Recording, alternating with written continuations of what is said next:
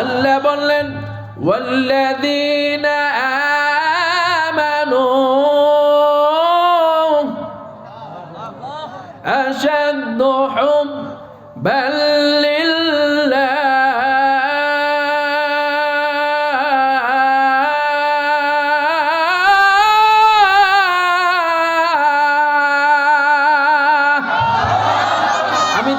সব থেকে বেশি পছন্দ করে থাকি যারা হলো আসাদ্দু হুব্বান লিল্লাহ, আল্লাহকে ভালোবাসে, তারা হলো আমার ভালোবাসার ঈমানদার। সুবহানাল্লাহ বলবেন না?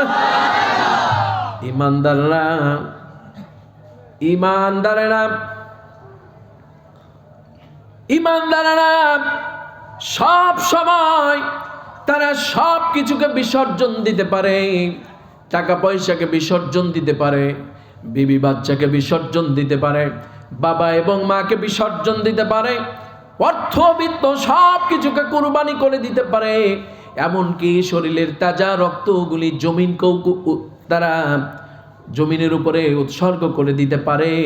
কিন্তু ঈমানদারদের একটা ঐতিহ্যবাহী আমল হলো তারা কখনো বাতিলের কাছে, কাফেরদের কাছে, ইয়াহুদীদের কাছে তথা কোরআনের শত্রুদের কাছে কখনো মাথা নত করে না।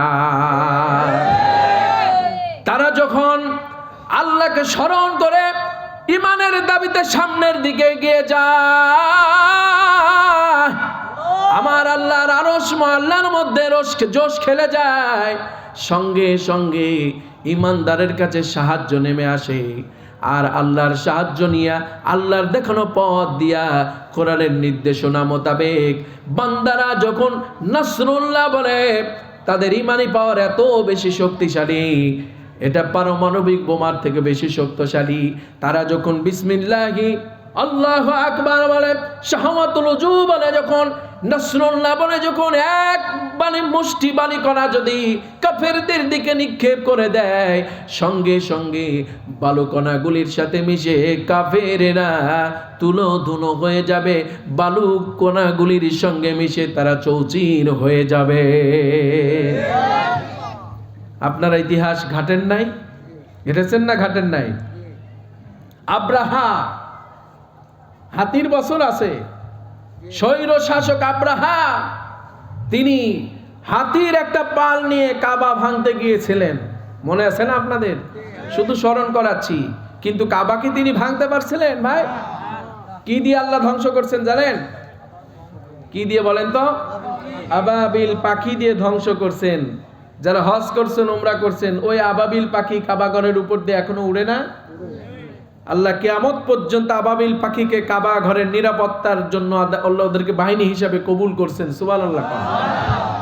খেয়াল করেন মুসলমান, আফগানিস্তানের উপরে যখন ইসরায়েলের সেই বিধ্বংস বিমানগুলি যখন উড়েছে, বোমা নিয়ে, বোমারু বিমানগুলি, যখন ইসরায়েলের যোদ্ধারা, ইয়াহুদি যোদ্ধারা যখন তারা স্থল ভাবে যুদ্ধ শুরু করেছে, উপর দিয়ে বোমা নিক্ষেপ করে, স্থল ভাগ দিয়ে তারা কামান দিয়ে, গুলি দিয়ে, অন্যান্য সামগ্রী দিয়ে যখন মুসলমানদের উপরে হায়নার মতো ঝাঁপিয়ে পড়ছে, সকল আফগানিস্তানের মুসলমানগুলি এক জায়গায় হয়ে গেছে।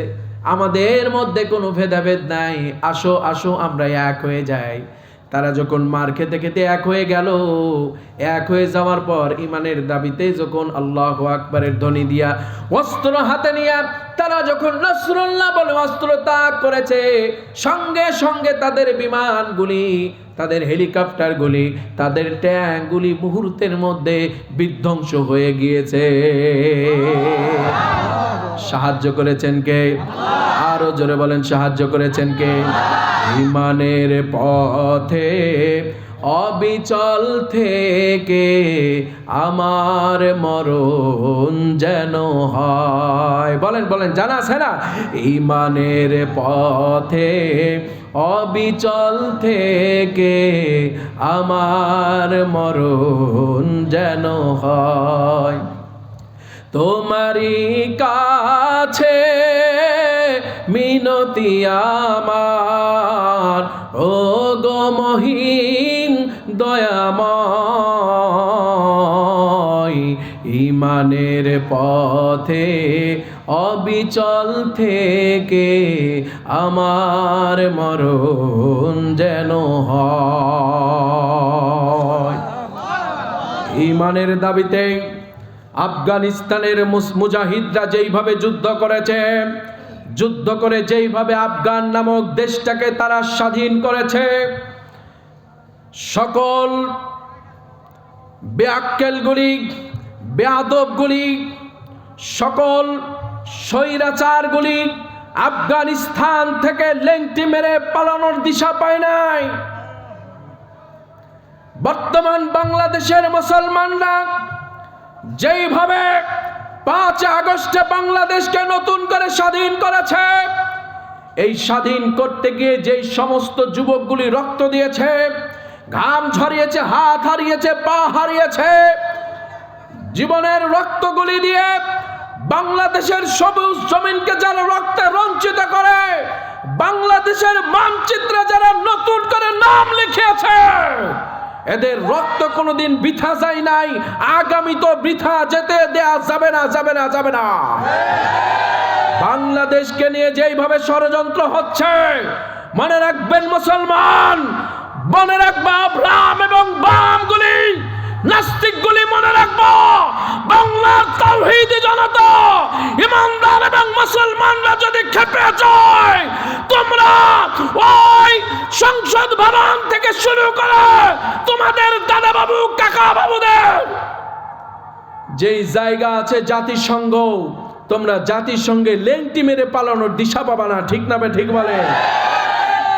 যেইভাবে গৌর গোবিন্দ শাহ মখদুম রূপস রহমতুল্লাহ আলাইহির খরমের বাড়ি খাইয়া সেইভাবে পালাইয়া গিয়েছে, বাংলার মুসলমানকে জাগ্রত করবা না। আগামীতে যদি জাগ্রত হয়ে যায়, তোমাদের অস্তিত্ব বাংলাদেশের বুকে আর থাকবে না। ঠিক না? যদি জিহাদের ময়দানে আবারও ডাক আসে, কোরআনের খেলাফতকে কায়েম করবার জন্য, আল্লাহ এবং রাসূলের শান এবং মানকে প্রতিষ্ঠিত করবার জন্য, মুসলমানদের ঐতিহ্যকে অক্ষুণ্ণ রাখবার জন্য যদি ডাক দেওয়া হয়, সেই ডাকে সাড়া দিতে বালিয়ার মুসলমান কারা কারা রাজি আছো? এই মুহূর্তে দুহাত তুলে আমার আল্লাহকে দেখায় দাও।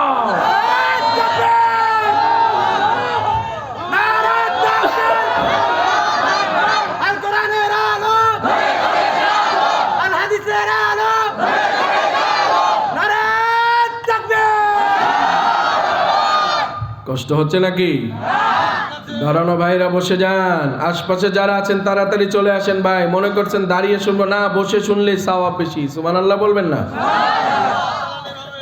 তাহলে বলছিলাম, আল্লাহ পাক 2টা নিয়ামতের কথা স্মরণ করিয়েছে। বেয়াদবি করছে, খবর আছে। ঠিক না ঠিক?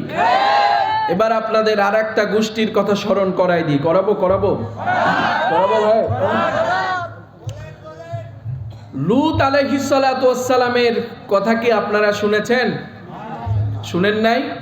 লূত জাতি, এই লূত জাতিকে আল্লাহ পাক পৃথিবী থেকে নিশ্চিহ্ন করে দিয়েছেন। ঠিক না ঠিক? কেন করেছেন আপনাদের জানা আছে? জানা নাই? আজকে শুনেন। এর মৌলিক কারণ হলো, এই লূত আলাইহিস সালাতু ওয়াস সালামের জাতিরা পুরুষে পুরুষে, মেয়ে মেয়ে কি করতো ভাই? হ্যাঁ, জেনা ব্যভিচার করতো। তারা জেনা করতো, মেয়েতে মেয়েতে জেনা করতো, পুরুষে পুরুষে জেনা ব্যভিচার করতো। এজন্য তারা এই যে জেনা ব্যভিচারে লিপ্ত হয়ে গিয়েছে। আচ্ছা বলেন তো, এই দিকে খেয়াল করেন, একজন পুরুষের জন্য আল্লাহ পাক একজন নারীকে সৃষ্টি করেছেন। সুবহানাল্লাহ কোন? আদম আলাইহিস সালাতু ওয়াস সালামের জন্য আল্লাহ পাক হাওয়া আলাইহিস সালাতু ওয়াস সালামকে সৃষ্টি করেছেন। ঠিক না ঠিক? আপনার জন্য আপনার স্ত্রীকে আল্লাহ পাক সৃষ্টি করেছেন। এখনো যারা বিয়ে করেন নাই, আজ হোক কাল হোক, আল্লাহ যদি হায়াতে রাখে, বিয়ে তো করবাই ভাই। কি এখন বিয়ে কি বৈধভাবে করতে হবে না অবৈধভাবে, অবৈধ রাস্তায় করতে হবে? বৈধ রাস্তাতে করতে পারলে আল্লাহ পাকের বরকত রহমত প্রাপ্ত হওয়া যাবে, তাছাড়া সম্ভব না। ভালো করে শোনো, পুরুষে পুরুষে জেনা ব্যভিচার করবার জন্য নারীতে নারীতে ব্যভিচার করবার জন্য আল্লাহ পাক এমন গজব দিলেন, আমেরিকার একটা রাজ্যকে আল্লাহ পাক এইভাবে তুলে ধ্বংস করলেন এবং ওই এলাকাটাকে আল্লাহ পাক সাগর বানায় দিলেন। এত আস্তে সুবহানাল্লাহ, আল্লাহু আকবার বলেন। আল্লাহ পারে না? জোরে বলেন পারে না? পিছনের ভাইরা বলেন আল্লাহ পারে না? আল্লাহ খেলতে পারেন কি পারেন না? সুতরাং লূত আলাইহিস সালাতু ওয়াস সালামের জাতকে যেভাবে আল্লাহ ধ্বংস করেছে, বাংলাদেশের বুকে মুসলমান বলে দাবি করো, ইমানদার বলে দাবি করো, সমকামিতার সার্টিফিকেট চাও, আগামী দিনে যদি চাও লাথে খাদাই ইন্ডিয়া পাঠিয়ে দেওয়া হবে। বেশি বাড়াবাড়ি করলে তোমাদের অস্তিত্বকে বিলীন করে দেওয়া হবে, চুল পরিমাণ ছাড় দেওয়া হবে না। আমরা 16টি বছর মার খেয়েছি, এখন আর মার খাবার সময় না মুসলমান, এখন মার দেওয়ার সময়। পাইতারা করা যাবে না, কি বলেন ঠিক না বেটে? বাড়াবাড়ি করো না, ধ্বংস হয়ে যাবা। এজন্য আল্লাহ পাক বাড়াবাড়ি পছন্দ করেন। ইসলামের মধ্যে কোনো বাড়াবাড়ি নাই, আছে? ইসলামের মধ্যে কোনো বাড়াবাড়ি নাই। প্রিয় বন্ধুগণ, চলুন তাহলে আমাদের জন্য আল্লাহ পাক পরের আয়াতে কি বলছেন এটা একটু শোনা দরকার। কি বলেন ঠিক না? পরের আয়াত 48 নং আয়াতে কারিমায় আল্লাহ পাক বললেন, ওয়াত্তাকু ইয়াওমান লা তাজজি নাফসুন আন নাফসিন শাইআ, আর সেই দিনকে ভয় করো। ওয়াত্তাকু ভয় করো, ইয়াওমাল্লাহ সেই দিন, যেই দিন তোমাদের হিসাব গ্রহণ করা হবে। সুবহানাল্লাহ কোন? আচ্ছা বলেন তো দেখি, আমাদের হিসাব আল্লাহ পাক নিবেন কি নিবেন না? আপনাদের কি মনে হয়?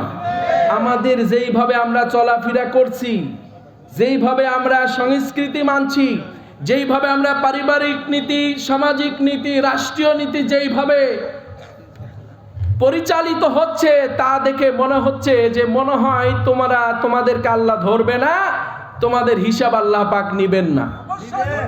আপনাদের কি মনে হয়? ইমানের সহিত বলেন তো দেখি, আল্লাহ পাক কি হিসাব নেবে? সবাই বলেন নেবে। কোন দিন নেবে আপনাদের জানা আছে? কোন দিন বলেন তো?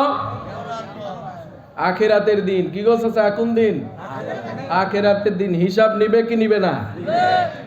সেই দিনটা কয় দিনের সমান হবে আলেম ওলামা বলবেন না, আপনারা বলেন তো দেখি। একটা দিন বিচার কার্যক্রম পরিচালনা করবেন, অনুষ্ঠিত করবেন, বাস্তবায়ন করবেন যিনি, তার নামটা কি? এবার ইমানের শহীদ বলেন দেখি, ওই দিনটা কত বড় হবে আপনাদের জানা আছে? 50,000 বছরের সমান। সুবহানাল্লাহ বলবেন না? আরে ভাই, একটা দিন অনুষ্ঠিত হবে 50,000 বছরের সমান।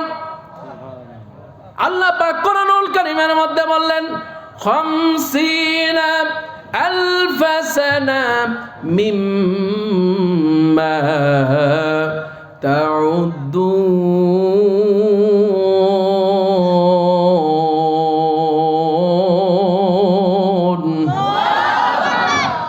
আল্লাহ পাক বললেন, কিয়ামতের একটা দিন অনুষ্ঠিত হবে, যার আয়তন হবে 50,000 বছরের সমান। ও বন্ধু, এবার আসেন, তাফসীর কারকগণ এটার ব্যাখ্যা বিশ্লেষণ করেছেন। এত বড় একটা দিন হবে, সুবহানাল্লাহ কোন? ঐতিহাসিক তাফসীরে মাঝহারির তাফসীর লেখক তাফসীর ইবনে কাসির, তাফসীরে নুরুল কোরআন, অন্যান্য তাফসীর গ্রন্থ থেকে আমি যে ব্যাখ্যা বিশ্লেষণ পেয়েছি, সকল তাফসীরগণ এক হয়ে একটা মত পেশ করেছেন। তারা ব্যাখ্যা বিশ্লেষণ করে বলছেন, এই দিনের একটি মিনিট যদি কাউকে ভাগ করে দেওয়া হয়, সুবহানাল্লাহ কোন, কিয়ামতের দিনটা যে 50,000 বছরের সমান হবে। মুসলমান, খুব গুরুত্বপূর্ণ কথা বলছি, ভালো করে শুনেন। দাঁড়ানো ভাইরা বসে যান। আল্লাহ পাক বলতেছেন, একটা মিনিট যদি দুনিয়ার মানুষকে ভাগ করে দেওয়া হয় রে মুসলমান, একটা দিনের দুনিয়ার বর্তমান আমাদের যে আয়তন, বর্তমান যে সময়ের যে বেসর্ধতা, ভালো করে শোনেন। 1 মিনিট যদি এই মুহূর্তে এই দুনিয়ার মানুষগুলিকে ভাগ করে দেওয়া হয়, আখিরাতের 1টা মিনিট যদি ভাগ করে দেওয়া হয়, তাহলে এই মিনিটের হায়াত হবে প্রায় 30 বছর। কয় বছর? কিয়ামতের কয় মিনিট? জোরে বলেন, কয় মিনিট? আর এই বর্তমান পৃথিবীর কয় বছর? 30 বছর। 2টা মিনিট যদি দেওয়া হয়, তাহলে কয় বছর মানুষ হায়াত পাবে? জোরে বলেন না, কয় বছর? আচ্ছা বলেন তো দেখি, এখন মানুষের পার হায়াত কত বছর? 60 থেকে 65, ঊর্ধ্বে 70, ঠিক না বে ঠিক? ও বন্ধু, 60 বছর, 65 বছর, 70 বছর হায়াত পেয়ে তোমার গরমানি, তোমার চমকানি, তোমার ধমকানিতে থাকা যায় না। দেখে মনে হয় শুধু তোমার গায়ে রক্ত আছে, বাংলার মুসলমানের গায়ে বুঝি আর রক্ত নাই। এমন খেল খেলছো, বাংলাদেশের মুসলমানগুলিকে তুমি বোকা পাইছো না? এই কথা বলে না কেন, ঠিক না বেঠা? বুবু নাই, বুবু চলে গেছে। বুবু আছে? জলে বলেন আছে? কোথায় গেছে ভাই? হ্যাঁ, নৌকারও আর খেল নাই, নৌকারও জোশ নাই, আছে? তাই বলে ভাই নৌকার দল যারা করেন তারা আবার মন খারাপ করেন না। এই চেয়ারের ক্ষমতা যেমন স্থায়ী নয়, কারোই ক্ষমতা স্থায়ী নয়। কি বলেন? এই চেয়ারেরও একটা শিক্ষা আছে। আমি হুমায়ুন আহমদ, আমি যতটুকু সময় পাবো এখানে কথা বলবো, আমার সময়ের মেয়াদ শেষ, আমি এখান থেকে নেমে যাব, এখানে প্রধান বক্তা উঠবে, ঠিক না বে ঠিক? বলেন। আপনারা 41 সাল পর্যন্ত থাকবেন। আল্লাহ বলে, এই বেয়াদব, ক্ষমতার মালিক আমি, আর তুই জোর করে থাকবি, লাথি মেরে খাদাইয়া ইন্ডিয়া পাঠিয়ে দিব। কি বলেন? বুবু গো, ও বুবু কেমন নৌকার মাঝি, এখন তোমার নৌকা চলে না। বুবু গো, ও বুবু কেমন নৌকার মাঝি, এখন তোমার নৌকা চলে না, ঠিক না বেটে? তোমার নৌকার পাল ভেঙেছে, তোমার নৌকা ভেঙে গেছে, তুমি তো জানো না লগি বইটা ভেঙে গেছে। বুবু গো,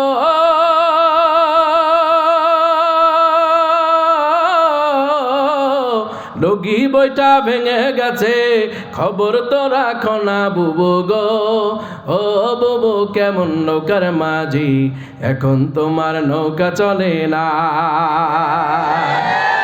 সব খুনিদের বিচার বুবু হবে আনা আনা, তোমার বিচার হবে বুবু, বুবু গো।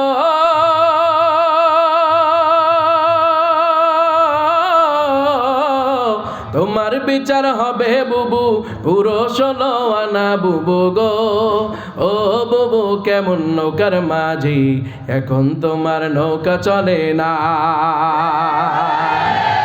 আর দাপট দেখায়েন না, আর দাপট দেখায়েন না। আল্লাহ বললেন, ওমাকারু ওমাকার আল্লাহ, আল্লাহর উপরে বড় খেলোয়াড় পৃথিবীর বুকে আর একটিও নয়, আগামী তো হবে না, ঠিক না ঠিক বলে? ও মুমিন মুসলমান, বাংলাদেশের বুকে কোরআনের রাজ কায়েম কে সামনে রেখে আপনারা যদি কোরআনের আন্দোলন করে কোরআনের রাজ কায়েম করতে চান, তাহলে এই কোরআন নামক সংবিধানকে আমাদের সংসদ ভবনে নিয়ে যেতে হবে। আমরা যদি সংসদ ভবনে নিয়ে কোরআনের আইনগুলি যদি বাস্তবায়ন করতে পারি, এই বাংলাদেশ সোনার বাংলাদেশে পরিণত হবে, ঠিক না বেঠে? সোনার খনি শুধু মদিনায় পাওয়া যায় না, সোনার খনি শুধু অন্য দেশে পাওয়া যায় না, বাংলাদেশের বুকে আল্লাহ পাক সোনার খনি, হীরার খনি দিয়ে ভরায় দিবে। আল্লাহু আকবার বলে। আমল করতে হবে কোরআনের। কিসের? কোরআনের। আল্লাহ বললেন, ভয় করো, ভয় করো, একটা দিন ওর বিচার কার্যক্রম হবে, পরিচালনা করবেন আমার আল্লাহ, সেই দিনটা হবে 50,000 বছরের সমান। সুবহানাল্লাহ কন। নজরুল হুজুর পলাশ হুজুর স্টেজে আছেন। আমার কলিজার টুকরা মুসলমান, এরপরে আল্লাহ তাআলা বললেন, নাফসুন আন নাফসিন শাইআ, সেই দিন এমন একটা দিন অনুষ্ঠিত হবে, সেই দিনের রূপরেখা কেমন হবে একটু ভালো করে খেয়াল করেন আব্বাজান। কষ্ট হচ্ছে নাকি? ও বন্ধু, কষ্ট হচ্ছে নাকি? খেলা হবে, হবে হবে হবে। ভালো করে খেয়াল করে শুনুন মুসলমান, আল্লাহ তাআলা বললেন কিয়ামতের রূপরেখাটা কেমন হবে, সেই দিনের অবস্থাটা কেমন হবে, প্রেক্ষাপটটা কেমন তৈরি হবে একটু জানা দরকার। জানা দরকার না? আচ্ছা বলেন তো, বাংলাদেশের মুসলমান এখন যদি নির্বাচন হয় কোন সরকার ক্ষমতায় যাবে, সকল কিছুকেই কিন্তু ইমানি থার্মোমিটার দিয়ে চেক করে এবার ব্যালটে সিল মারবে। আগে বিনা ভোটে পাস করছেন, এখন আর সুযোগ নাই। আছে আছে আছে। আর আমার শিক্ষার্থীরা তো করোনার সময় অটো পাস, কি বলেন, অটো পাসের সুযোগ কিন্তু আখিরাতের ময়দানে নাই ভাই। কি বলেন? হিসাব নিকাশ করে সার্টিফিকেট ধরিয়ে দেওয়া হবে তুমি কেমন পরীক্ষার্থী, ঠিক না বে ঠিক? কেমন পরীক্ষার্থী গো, কেমন পরীক্ষার্থী? দুনিয়াতে কেন আমরা এসেছি, আমাদের আগমন কেন? আমার আল্লাহ তাআলা বললেন লিয়াবলুয়াকুম আইয়ুকুম আহসানু আমালা ওয়া হুয়াল আজিজুল গফুর।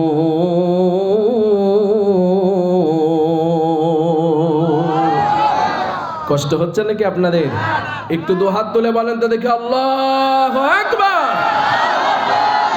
আমার আল্লাহ তাআলা বললেন ভালো করে শোনো, ভালো করে শোনো।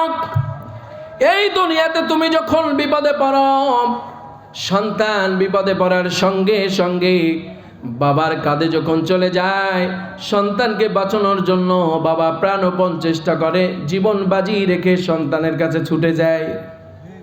কথা বলে?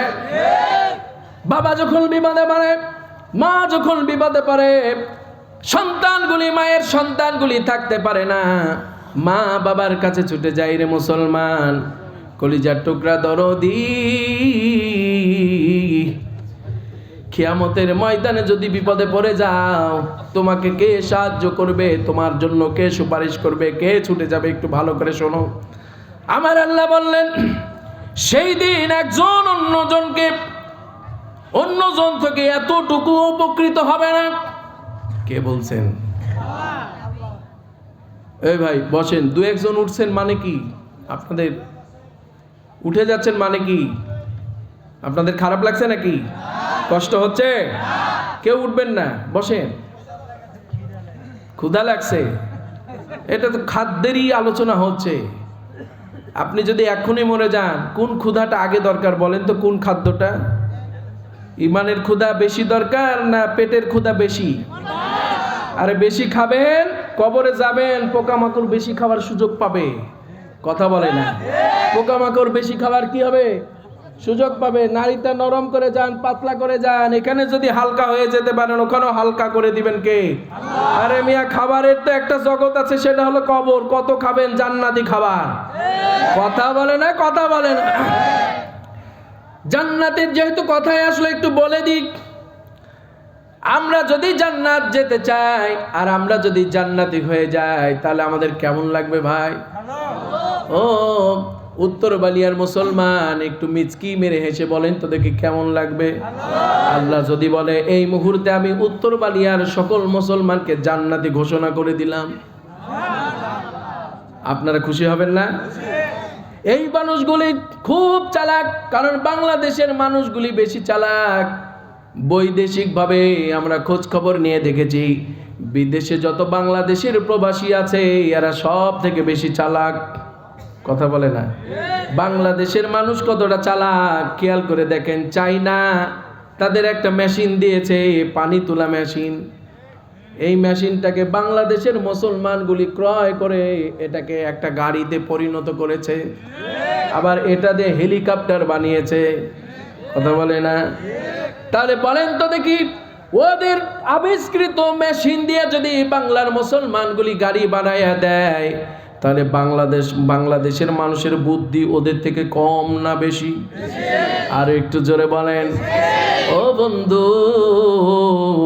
তাহলে এই যে বেশির মর্যাদায় আমাদের কবুল করেছেন কে? আহা, খেয়াল করে শুনেন আব্বাজান, সেই দিনও চালাকি করার চেষ্টা করবে। জান্নাতের মধ্যে যখন মানুষগুলি যাবে, জান্নাতে এত সুন্দর দৃষ্টিনন্দন জান্নাত তারা দেখবে। ওই জান্নাতের মধ্যে কত সুন্দর সুন্দর পাখি, কত সুন্দর সুন্দর কবুতর উড়ে বেড়াবে। সুবহানাল্লাহ। তখন আল্লাহকে বলবে, আল্লাহ ও আমার মালিক, দুনিয়ার মধ্যে যখন আমি চলেছি, ময়দানে জঙ্গলে কত সুন্দর সুন্দর পাখি বসতে দেখেছি, সুন্দর বাগানে যখন গিয়েছি কত সুন্দর সুন্দর রকমারি পাখি আমি দেখেছি। সুবহানাল্লাহ। এখন ফেসবুকে এত সুন্দর সুন্দর পাখি দেখা যায়, বিজ্ঞান পারে না আবিষ্কার করতে, এমন কিছু নাই, ঠিক না বেঠিক? তবে আল্লাহ যেটি করে দেন, সহযোগিতা করেন, তারা সেটি পারে, এর বাইরে মানুষের কোনো কিছু করার ক্ষমতা নাই। ওই দিনও চালাকি করার চেষ্টা করবে। ভালো করে শুনুন, জান্নাতের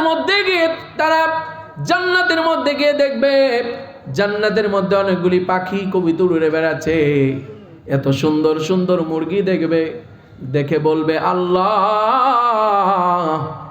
এই তো মুরগির দুনিয়ার বুকে গোস্ত খাইছি, কত স্বাদ। কথা বলেন, কত রকমারি মুরগি, দেশি মুরগি, ব্রয়লার মুরগি, পাকিস্তানি মুরগি, কক মুরগি, আছে না নাই? পাখির মধ্যে কত রকম পাখি, চড়ুই পাখি, বাহাই পাখি, এরপর কত রকমের পাখি। পাখির গোস্ত, এক একটা গোস্তের এক এক রকম স্বাদ গো আল্লাহ। দুনিয়ার বুকে পুকুরের মাছ, পুষ্কানির মাছ, সাগরের মাছ, নদীর মাছ, আল্লাহ এক একটা জায়গার এক এক রকম স্বাদ। পুকুরের মাছের এক রকম স্বাদ, নদীর মাছের এক রকম স্বাদ, সাগরের মাছের এক রকম স্বাদ। জোরে গান সুবহানাল্লাহ। আমাদের কোরআনের পাখি আল্লামা দেলোয়ার হোসেন সাইদি সাহেব বলছেন, সমুদ্রের একটা পাঙ্গাস মাছের কলিজার এত স্বাদ, যারা সমুদ্রের পাঙ্গাস মাছের কলিজা খেয়েছে, এই পাঙ্গাস মাছের কলিজা খাওয়ার স্বাদ তারা কোনোদিন ভুলতে পারবে না। এত স্বাদ সমুদ্রের পাঙ্গাস মাছের কলিজার মধ্যে দিয়েছে। চিৎকার মেরে বলুন আল্লাহু আকবার।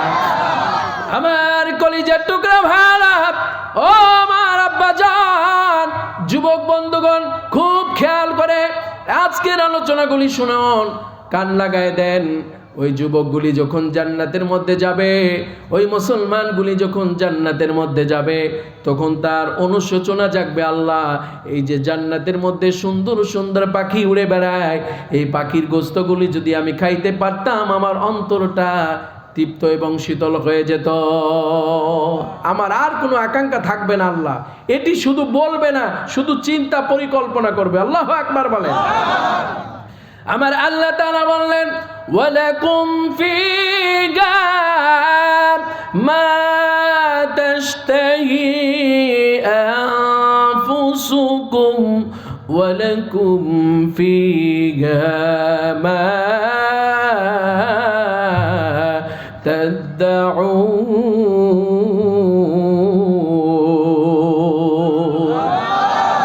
তারা চিন্তা করবে, পরিকল্পনা করবে, সঙ্গে সঙ্গে যদি কবুতরের গোস্ত খাওয়ার চিন্তা করে, মুরগির গোস্ত খাওয়ার চিন্তা করে, সুন্দর সুন্দর পাখির গোস্ত খাওয়ার চিন্তা করে, গোস্ত তৈরি হয়ে তার চোখের সামনে এসে হাজির হয়ে যাবে, ওই গোস্ত খাবে আর আল্লাহ শুকরিয়া আদায় করবে, ঠিক না বেটি?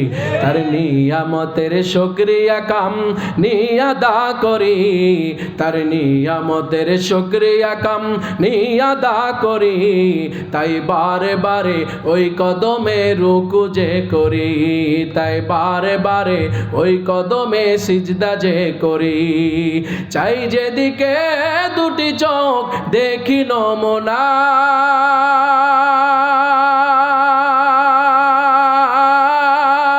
তার নিয়ামতের এই জগতে হয় না উপমা, তাই বারে বারে ওই কদমে রুকু যে করি, তাই বারে বারে ওই কদমে সিজদা যে করি। জিকির করেন লা ইলাহা ইল্লাল্লাহ, জোরে লা ইলাহা। জি দাঁড়ানো ভাইরা বসে পড়েন। লা ইলাহা লা ইলাহা ইল্লাল্লাহু মুহাম্মাদুর রাসূলুল্লাহ। জবান ছেড়ে মহব্বতের কণ্ঠে পড়ি সাল্লাল্লাহু। তাহলে বলছিলাম,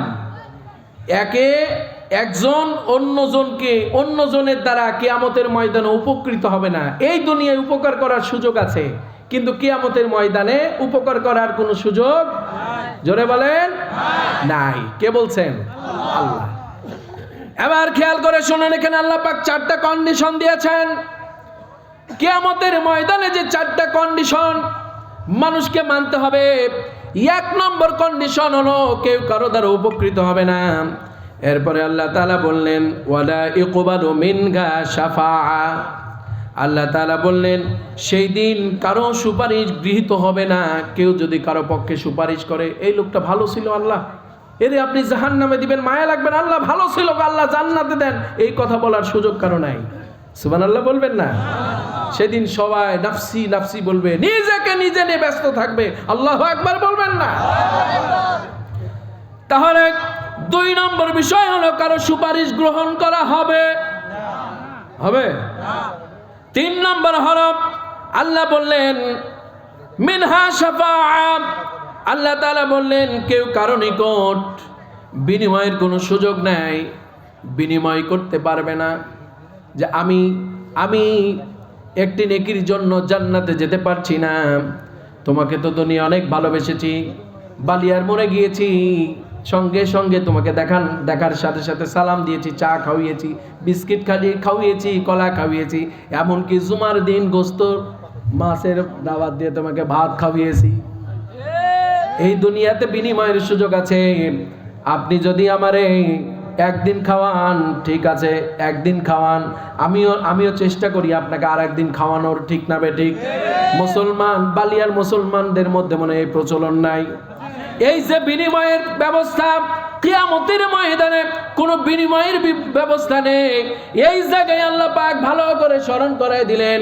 আমার আল্লাহ তাআলা সূরা আবাসার মধ্যে বললেন ইয়াউমা ইয়াফিরুল মারউ মিন আখিহি ওয়া উম্মিহি ওয়া আবিহি ওয়া সাহিবাতিহি ওয়া বানিহি। আল্লাহ তাআলা বললেন মা তার সন্তানকে দেখে অন্যদিকে পলায়ন করবে, সন্তান তার মা বাবাকে দেখে আর একদিকে পলায়ন করবে, স্ত্রী তার স্বামীকে দেখে অন্যদিকে পলায়ন করবে। খুব ভালো করে শোনেন মুসলমান, একটি নেকির জন্য জান্নাতে যাইতে পারবে না, একটি নেকির জন্য ছোটাছুটি করবে, সন্তান বাবা মার দিকে দৌড়াবে, দৌড়াই আসবে। বাবা মা একটি নেকির জন্য জান্নাতে যেতে পারবে না। তারা চিন্তা করবে আমার সন্তান এত কষ্ট করে মানুষ করেছে, হয়তো আজকে একটা নেকি দিয়ে আমাকে উপকৃত করবে। কোনো বিনিময় হবে না, ওই দিনে কোনো সুযোগ নাই। কন্ডিশনটা দিলেন কে? 4 নম্বর কন্ডিশন হলো আল্লাহ পাক বললেন এই দুনিয়াতে শাফাআত করার সুযোগ আছে, কিন্তু কিয়ামতের ময়দানে কারো পক্ষে সম্ভব হবে না কাউকে সুপারিশ করা, শাফাআত করা। চিৎকার মেরে বলুন আল্লাহু আকবার। আল্লাহ বলেন শাফাআতু ওয়া লা ইউখাযু মিনহা আদলু ওয়া লা হুম ইউনসারুন।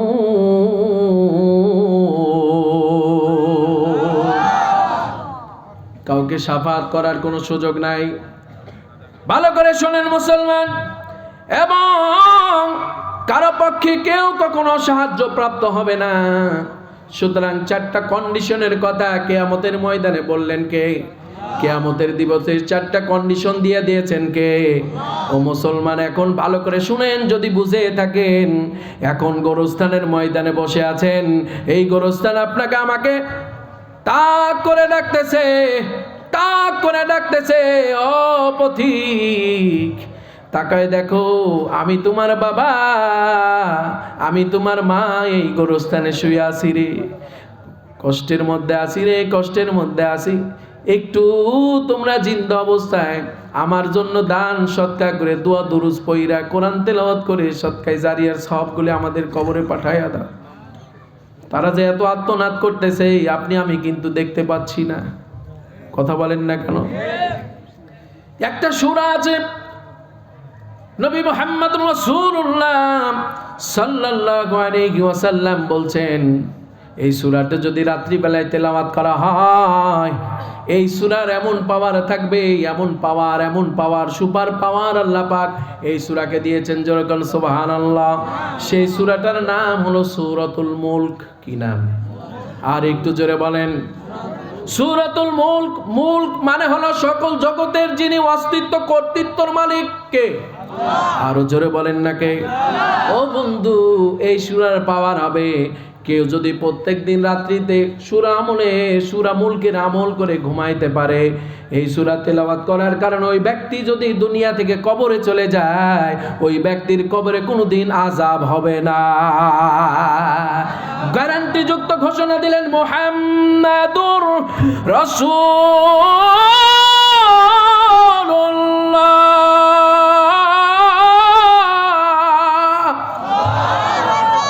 গ্যারান্টি দিয়েছেন কে? ওরকম নবী একজন পাবেন নাকি? 2 নম্বর গ্যারান্টি, কিয়ামতের ময়দানে এই সূরা আল্লাহর কাছে সুপারিশ করবে। এই পাওয়ার আল্লাহ পাক এই সূরা মুলকে দিবেন। যেরকম আল্লাহু আকবার। আর একটু জোরে বলেন আল্লাহু আকবার। এত কষ্ট করে ঠান্ডার মধ্যে উত্তর বালিয়ার মুসলমানগুলি গোরস্থানের মধ্যে তারা আলোচনা শুনতেছে, চাদরের মধ্যে বসে বসে ঢেকে ঢেকে তারা আলোচনা শুনছে, শুধুমাত্র কোরআনকে ভালোবাসার কারণে, শুধুমাত্র আল্লাহরকে আনুগত্য করবার কারণে, শুধু নবী মুহাম্মদুর রাসূলুল্লাহ সাল্লাল্লাহু আলাইহি ওয়াসাল্লামের আদর্শকে মেনে নেওয়ার কারণে এই বান্দাগুলি যখন কবরে যাবে রে, কবর থেকে যখন উত্থিত হইয়া কিয়ামতের ময়দানে যাবে, ওই দিন এই বান্দাগুলিকে জান্নাতের সার্টিফিকেট আল্লাহ পাক না দেওয়া পর্যন্ত সূরা মুলক আল্লাহর সাথে তর্ক বিতর্ক করবে, লড়াই সংগ্রামে জড়ায় পড়বে। বাংলাদেশের মুসলমান, আজকে বালিয়ার মুসলমান চিৎকারে মেরে বলুন আল্লাহু আকবার। এই পাওয়ার আল্লাহ পাক সূরা মুলকে দিবে। যতক্ষণ জান্নাতের সার্টিফিকেট ওই বান্দা, তেলাওয়াতকৃত বান্দা জান্নাতের সার্টিফিকেট প্রাপ্ত না হবে, ততক্ষণ আল্লাহর সাথে এই সূরা মুলক লড়াই সংগ্রাম করবে জান্নাতে না নিয়ে যাওয়া পর্যন্ত। জোরে কোন সুবহানাল্লাহ। পাওয়ার দিয়েছেন কে? ও বন্ধু, মরে যেতে হবে, এ কথা সত্য না মিথ্যা? তাহলে আবেগ দিয়ে চলবেন না বিবেক দিয়ে চলবেন? এই চাচা কি ব্যাপার? তাড়াতাড়ি আসেন। আবেগ দিয়ে চলবেন না বিবেক দিয়ে চলবেন? ভালো করে শুনুন। গত রাত্রিতে আমি হুমায়ুন আহমদ ছিলাম টাঙ্গাইল মধুপুর এলাকায়। একজন ডিজিএফআই এর অফিসারের বিশাল একটা মাহফিলে গতকালকে আমি ছিলাম আর মুফতি আমির হামজা ভাই ছিলেন। আমরা 2 ভাই ছিলাম। অনেক আলাপ আলোচনা হয়েছে। আমির হামজা ভাই কালকে টাঙ্গাইলের মধ্যে 4টা মাহফিল করছে। খেয়াল করে শুনুন ভাইরা আমার, গভীর রাত্রিতে আমি রওনা করে, যেহেতু প্রাইভেট গাড়ি ব্যবহার করি, আপনারা মনে করেন রাজশাহীর ছেলে বলে হয়তো রাজশাহীতে তার মর্যাদা নাই। আল্লাহ পাক চাইলে সারা দেশ ও বিদেশেও আল্লাহ পাকের এই গোলামের সম্মান দিয়েছেন কে? ভালো করে শুনুন মুসলমান, আমি যখন ফজরের সময় বাসার মধ্যে ঢুকলাম, নামাজের প্রস্তুতি গ্রহণ করছি, ওযু করতে গেছি, সঙ্গে সঙ্গে আমার ফোনে একটা ফোন চলে আসলো। ফোন তুলে দেখি আমার ফুফাতো ভাই, তিনি ফোন করেছে, তার 4 নম্বর বোনটা দুনিয়া থেকে বিদায় নিয়ে নিয়েছে। ভাই গো ভাই, আমার লাকি বোনটা নাই, দুনিয়া থেকে চলে গেছে রে। কি অবস্থা, কেমনে কিভাবে মারা গেল? আমার বোনটা 8 মাসের প্রেগন্যান্ট ছিলেন, সন্তান তার পেটে। ভালো করে শুনুন মুসলমান, এই কথা যখন শুনেছি কলিজাটা ফেটে চৌচির হয়ে গিয়েছে। থাকতে পারি নাই রে, থাকতে পারি নাই, সঙ্গে সঙ্গে ছুটে গিয়েছি। আজকে জোহরে জুমার নামাজ পড়ে হরগ্রাম গোরস্থানে তাকে দাফন করা হয়েছে। তাকে দাফন করতে গিয়া যতগুলি মানুষ তার দাফন কার্যে অংশগ্রহণ করেছে রে, পেটে একটা সন্তান তো নিয়ে চলে গেছে, ওই সন্তানটা দুনিয়ার মুখ দেখে নাই। তার মানে আজকে আমার বোন কবরে গেছে একা না, জান্নাতি একটা বাচ্চাকে, জান্নাতি একটা সৈনিককে সাথে নিয়ে কবরের মধ্যে গিয়েছে। কিন্তু তার 2টা সন্তান এখন দুনিয়াতে বেঁচে আছে। বড় সন্তানটা অত্যন্ত সুন্দর, প্রায় 15-16 বছর বয়স হবে। 8 থেকে 10 বছর বয়সের আমার ছেলের মতো, ইউসুফের মতো একটা সন্তান আছে, জুব্বা পরে আছে, টুপি পরে আছে, এত সুন্দর ছেলেরে মা জননীর জন্য এমন করে হাউমাউ করে কান্নাকাটি করতেছে। ও মা, ও মা, মা গো, ও মা বলে কান্না করতেছে। একটু খেয়াল করেন মুসলমান, এই সন্তানটি তার মাকে হারিয়েছে। এই সন্তানের মায়ের মতো মা তার বাবা যদি পরবর্তীতে বিয়ে করে, এইরকম মা পৃথিবীর বুকে আর একটিও হবে না। সবাই তারে সান্ত্বনা দিচ্ছে, চুপু চুপু, কান্ত হয় না, আল্লাহর মাল আল্লাহ নিয়ে নিয়েছে, আল্লাহর রাস্তায় তোমার মা চলে গেছে। বাবা চুপো, আল্লাহ আছে, তোমার মায়ের জন্য আল্লাহ আছে, কিন্তু কেউ তাকে থামাইতে পারে না। আচ্ছা বলেন তো, ওই ছেলেটাকে সান্ত্বনা দিবে কে?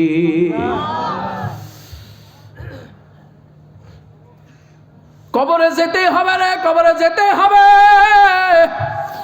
এই দুনিয়া হলো পরীক্ষাগার। আপনাকে পরীক্ষার্থী হিসাবে আল্লাহ পাক দুনিয়াতে পাঠিয়েছেন, ভালোভাবে পরীক্ষা দিতে হবে, ভালো পরীক্ষার ফলাফল নিয়ে আল্লাহর দরবারে হাজির হতে হবে। এবার বলেন তো দেখি বন্ধু, এই দুনিয়ায় আমরা যদি ভালো পরীক্ষায় দিই, ফলাফলটা যদি ভালো হয়, মুখের মধ্যে হাসি ফুটে যায়। কোনো বাবা মার সন্তান যদি ভালো পরীক্ষা দিয়ে ভালো ফলাফল গ্রহণ করতে পারে, সঙ্গে সঙ্গে তার বাবা মার মুখে হাসি ফুটে যায়। শুধু হাসি ফুটে না, আত্মীয় স্বজনকে মিষ্টি খাওয়ানোর জন্য তারা পাগল হয়ে যায়।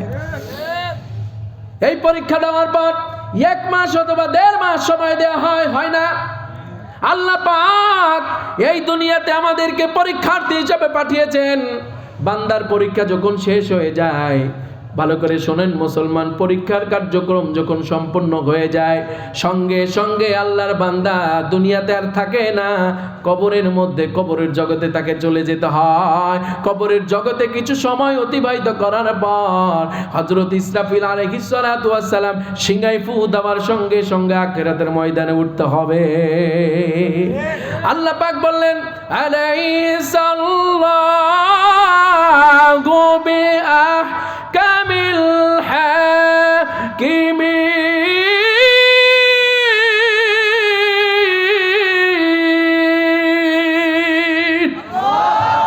সেই দিনের বিচার যিনি পরিচালনা করবেন, বিচারকের আসনে যিনি বসবেন, তার নামটা কি? আজকে আল্লাহ ডাক দিয়ে বলছে, ও উত্তর বালিয়ার মুসলমান, আজকে গোরস্থানের উদ্যোগে উন্নতি কল্পে আজকের এই মাহফিল। আচ্ছা বলেন তো, এই গোরস্থানে আমাদের আশা লাগবে কি লাগবে না? বাসায় কি চিরজন্ম থাকার কোনো সুযোগ আছে? আচ্ছা গোরস্থানে আসবেন না কারা কারা, একটু দোহাত তুলে দেখান তো দেখি, কারা আসবেন না? না, একটা ব্যক্তিও নাই। তার মানে এই বিষয়ে আমাদের ইমানটা চূড়ান্ত, যে আমরা সবাই বেঈমান হই আর ইমানদার হই কবরে আসতেই মরতেই বে যখন শহীদি মরণ দিও আমাকে। মারহাবা বলেন।